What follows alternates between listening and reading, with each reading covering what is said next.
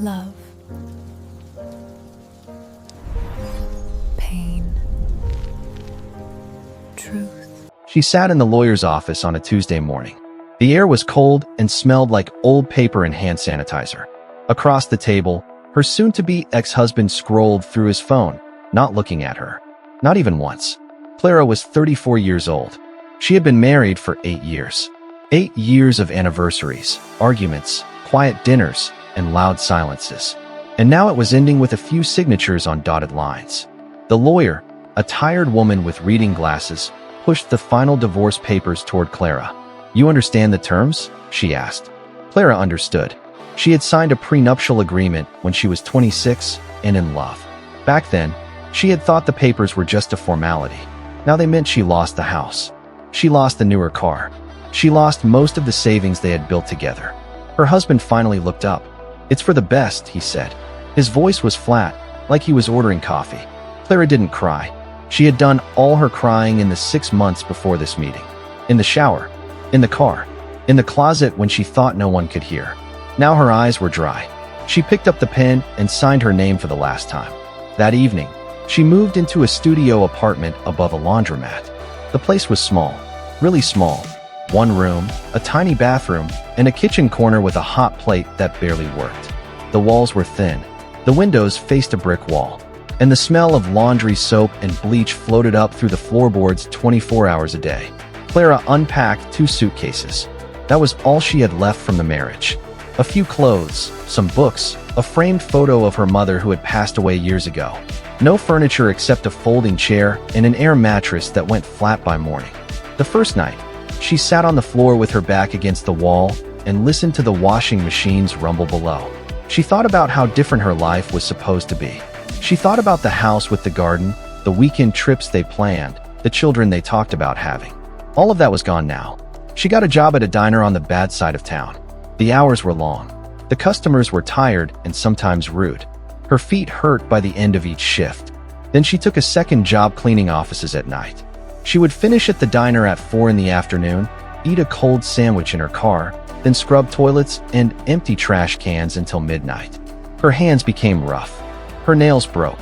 Dark circles settled under her eyes like permanent guests. Her old friends stopped calling. Not because they were cruel. They just didn't know what to say. Most of them were still married, still living in nice houses, still posting vacation photos online.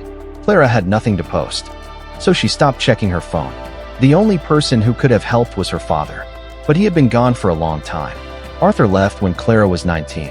She remembered the day clearly. He had packed a green duffel bag, kissed her forehead, and said, "I need to find myself, sweetheart. I'll be back before you know it." That was 15 years ago. He sent postcards sometimes. From Thailand, from Peru, from a small town in Portugal she couldn't pronounce. The postcards never had return addresses. They just said things like, "Wish you were here," and "Thinking of you." He missed her wedding. He missed the miscarriage she had at 31. He missed the divorce. Clara stopped expecting anything from him. She stopped being angry too. Anger was exhausting. She replaced it with a quiet, hard determination. Life did not get easier quickly, but it did get better, slowly. After 18 months of double shifts, the diner owner, a gruff man named George, offered her a manager position. The pay was still low, but better. She could afford to buy a real mattress. She got a small table and 2 chairs from a garage sale. The apartment still smelled like bleach, but now it felt like hers. She started a small side business, painting mugs. She had always loved drawing as a teenager, but marriage and work had pushed it away. Now she bought plain white mugs from a craft store and painted little scenes on them. Sunsets, cats, silly flowers. She sold them online through a local marketplace. At first she sold maybe 2 a month, then 5, then 10. One afternoon, she found a stray cat outside the laundromat, a scruffy orange thing with 1 torn ear. It was skinny and refused to stop meowing at her. She brought it upstairs, fed it some tuna, and named it Pancake. Pancake slept on her chest every night and purred like a broken engine. Clara even tried dating again. Not seriously, just coffee with a quiet mechanic who didn't ask too many questions. It was awkward and nice in equal measure. Nothing came of it, but that was okay. She was learning to be alone without being lonely. Her best friend from high school, a woman named Nina, called her one night. "You sound different," Nina said. I feel different, Clara replied. And she meant it. She looked at herself in the bathroom mirror that evening. Her hair was graying at the temples. There were fine lines around her eyes. But her shoulders were back. Her jaw was set. She told her reflection, I don't need anyone to save me. I've got me. That was the truth. Or at least she believed it was. Then the rain came. It was a Tuesday again. A cold, hard rain that turned the streets into rivers. Clara had just finished washing her dinner dishes when her phone buzzed on the counter. She wiped her hands on her jeans and picked it up. The number was not in her contacts, but she recognized it anyway. She had deleted it years ago, but some numbers live inside your bones. It was her father's number. The phone buzzed again, and again. She almost let it go to voicemail, but something made her swipe the screen. Hello, she said, her voice barely a whisper. A pause, then a voice, older than she remembered, shaky, like a man who had not spoken his own daughter's name in a very long time. Clara. A breath. It's me. It's your dad. She held the phone tighter. I'm back in town, he said. I know I have no right to call. I know I've been gone. But I need to see you. Just once. And it's not about me, I promise. It's about you. The rain hit the window so hard it sounded like tiny fists. Pancake jumped onto the counter and rubbed his head against her arm. Clara closed her eyes. She thought about the postcards, the empty chair at her wedding, the years of silence. Then she opened her mouth and spoke 3 words that would change everything. Where are you? They met at a coffee shop on the edge of town. Clara almost didn't go. She stood outside the door for a full 5 minutes, watching the rain drip from the awning, telling herself she could still turn around and walk back to her apartment. But she had promised herself not to run away from hard things anymore. So she pushed the door open. Her father was sitting in the far corner. She almost didn't recognize him. Arthur had changed. 15 years had done their work. His hair was completely gray now, thin on top. His face was lined like old leather. He had lost weight too. His jacket hung loose on his shoulders. But his eyes were the same tired blue that used to read her bedtime stories when she was small. He stood up when he saw her. For a moment, he looked like he might hug her. Then he didn't. He just put his hands in his pockets and nodded toward the chair across from him. You look good, he said. His voice was rougher than she remembered, like he had been yelling or hadn't spoken in days. Clara sat down. She didn't say you look good back because it would have been a lie. He looked old and broken and sad. Instead, she ordered a black coffee and waited. The silence between them was heavy, not the comfortable kind. The kind that has years of unsaid things sitting in it like rocks at the bottom of a river. Arthur fumbled with his cup. He spilled a little on the table and wiped it up with a napkin, then wiped it again.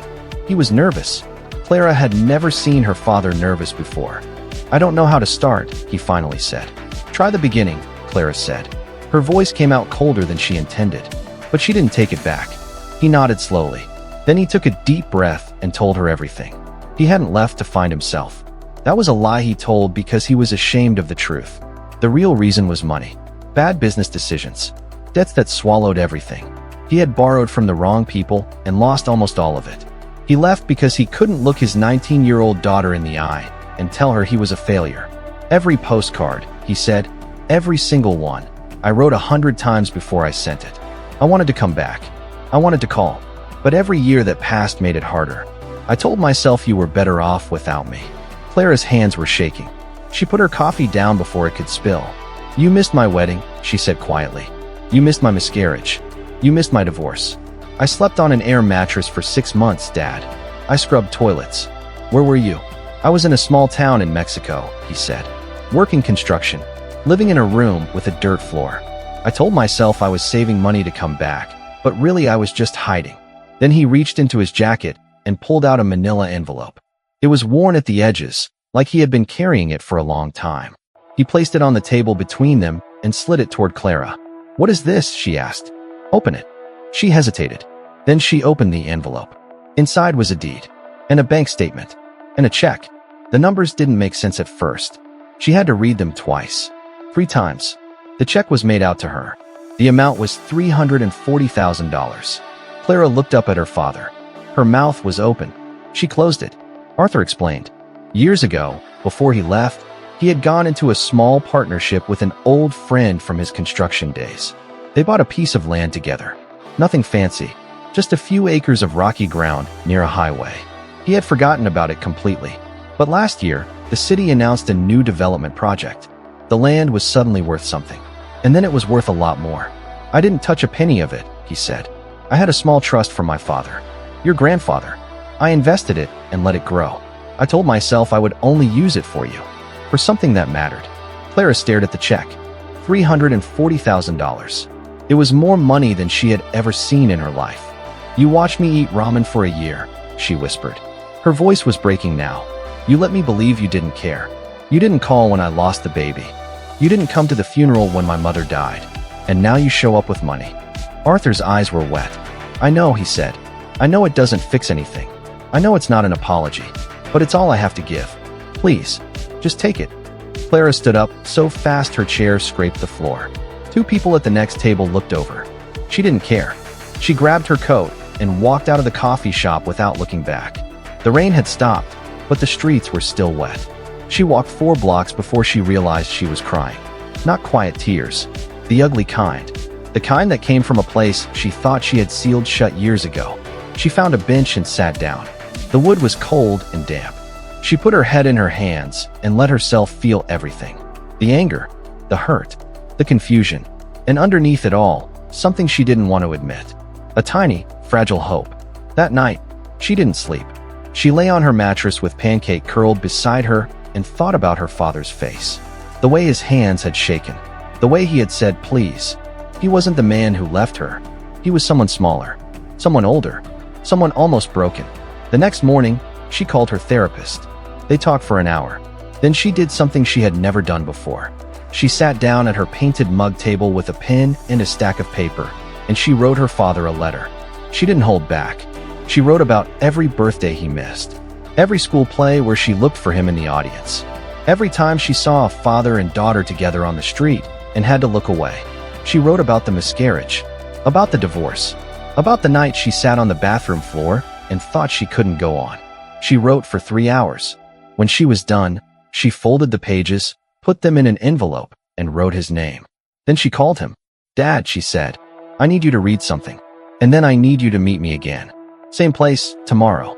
And this time, you're going to listen. He said yes. No hesitation. Just yes. Clara hung up the phone and looked at the check still sitting on her kitchen counter. She hadn't cashed it. She hadn't even moved it from the envelope. The money was real. But it wasn't the most important thing in the room. The most important thing was the letter. And the tiny, fragile hope that maybe, just maybe, her father was finally ready to stay. They met at the same coffee shop the next day. This time, Clara arrived early. She had the letter with her, folded in her coat pocket. The check was still on her kitchen counter at home. She hadn't touched it since she left it there. Arthur came in looking smaller than she remembered from their last meeting. He ordered a tea he didn't drink and sat across from her with his hands flat on the table. Waiting, Clara took out the letter. I wrote you something, she said. I want you to read it while I sit here. And I don't want you to say anything until you finish. He nodded. She handed him the pages. The reading took a long time. Arthur's eyes moved slowly across each line. His face changed as he read. Sometimes his jaw tightened. Sometimes his eyebrows came together. Twice, he stopped to wipe his eyes with the back of his hand. Clara didn't look away. She had promised herself she would watch. She had spent too many years looking away. When he finished, he folded the letter carefully and set it down. Then he was quiet for a very long time. I didn't know, he finally said. His voice cracked. I didn't know about the miscarriage. I didn't know about the air mattress. I told myself you were fine. I told myself you had your mother. But I was just making excuses. Clara nodded. I know. I can't fix any of it, he said. I can't go back. I can't be there for the things I missed. But I can be here now, if you'll let me. She had thought about this moment for days. She had talked to her therapist. She had cried into Pancake's fur. And she had come to a decision that surprised even herself. I'll take the money, she said. But not like this. Not as a goodbye present or a sorry gift. If you want to be in my life, you have to show up. Really show up. That means therapy. Family therapy. With me. For 6 months. No running. No postcards. Just you and me in a room with a therapist, figuring out how to be father and daughter again. Arthur didn't hesitate. Yes, he said. Yes to all of it. They started the following week. The therapist was a calm woman with gray hair and a gentle voice. She didn't take sides. She just asked questions that made both of them uncomfortable. Arthur, how did you feel when you left? Clara, what did you need from him that you never got? The sessions were hard. Sometimes Clara left angry. Sometimes Arthur left crying. But they both came back the next week. Meanwhile, Clara cashed the check. She didn't spend $1 for 30 days. She just looked at the number in her bank account and let herself feel whatever came up. Fear, excitement, guilt, gratitude, all of it. Then she made a plan. She didn't buy a mansion or a luxury car. She didn't quit her job at the diner. Instead, she found a small duplex on a quiet street. One side had 2 bedrooms, a living room, and a tiny backyard. The other side was a 1-bedroom apartment with a separate entrance. She bought the whole building. She moved into the 2-bedroom side. Then she fixed up the 1-bedroom side and rented it out. The rent money covered most of her mortgage. For the first time in years, she wasn't living paycheck to paycheck. She also kept painting mugs. But now she had a dream. A small weekend stall at the local farmer's market. She saved enough to rent a table for the summer season. Arthur showed up for every therapy session. He didn't miss one. He also started showing up to her apartment on Sundays with groceries. He wasn't a good cook, but he learned to make 3 things: pasta with jar sauce, grilled cheese, a salad that was mostly lettuce. Clara ate every bite. One Saturday, he came over with a toolbox. "Your kitchen drawer is broken," he said. "I saw it last week." He fixed it in 10 minutes. Then he fixed the bathroom sink that had been dripping for months. Then he looked at her and said, "What else?" Clara almost cried. It was such a small thing. A fixed drawer. A quiet offer. But it was more than he had given her in 15 years. The farmer's market started in May. Clara painted 50 mugs for her first weekend. She had sunsets and cats and silly flowers.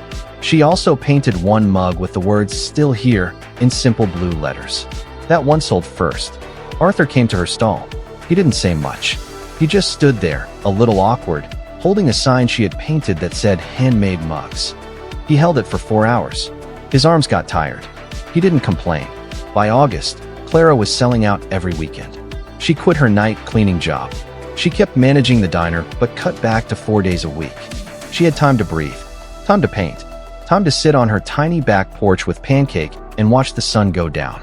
After 6 months of therapy, the therapist asked them both if they wanted to continue. Arthur looked at Clara. Clara looked at Arthur. "Yes," they said together. So they kept going. A year after that first coffee shop meeting, Clara hosted a housewarming party. She invited a few friends from the diner, her best friend Nina, and a couple of neighbors. She also invited Arthur. He came early to help chop vegetables. He was still awkward in the kitchen, but he was learning. He wore a clean button-down shirt and had trimmed his gray beard. When Nina whispered to Clara, "Is that your dad?" Clara said, "Yeah, that's my dad." After dinner, Clara gave him a gift. A painted mug. On it, in careful brush strokes, she had written, "World's okayest retired ghost." Arthur turned the mug over in his hands. He laughed. Then his laugh turned into something else. His shoulders shook. He set the mug down carefully and pulled Clara into a hug. Not a quick one. A real one. The kind where you can feel someone's heartbeat. "I'm sorry," he whispered into her hair. "I'm so sorry." "I know," she said. "I know." Later that night, after everyone had gone home, Clara sat on her back porch. The garden was small but full. Sunflowers she had planted from seeds. A little bench she had found at a garage sale. Pancake was curled in her lap, purring. She thought about the woman she used to be. The one in the studio apartment above the laundromat. The one who scrubbed toilets and ate cold sandwiches in her car. She didn't miss that woman, but she was grateful to her. That woman had survived. That woman had kept going when every part of her wanted to stop. The surprise her father brought was not really the money. The money was nice. The money had given her security and a porch and a garden. But the real surprise was something else. It was the proof that people can change. Not overnight. Not perfectly. But slowly, painfully, one small step at a time. Clara looked up at the stars. The sky was clear. The air was warm. Tomorrow she would pack mugs for the market. Tomorrow Arthur would come over to fix the loose step on the porch. Tomorrow would be another ordinary, wonderful day. She smiled, scratched Pancake behind the ears, and went inside.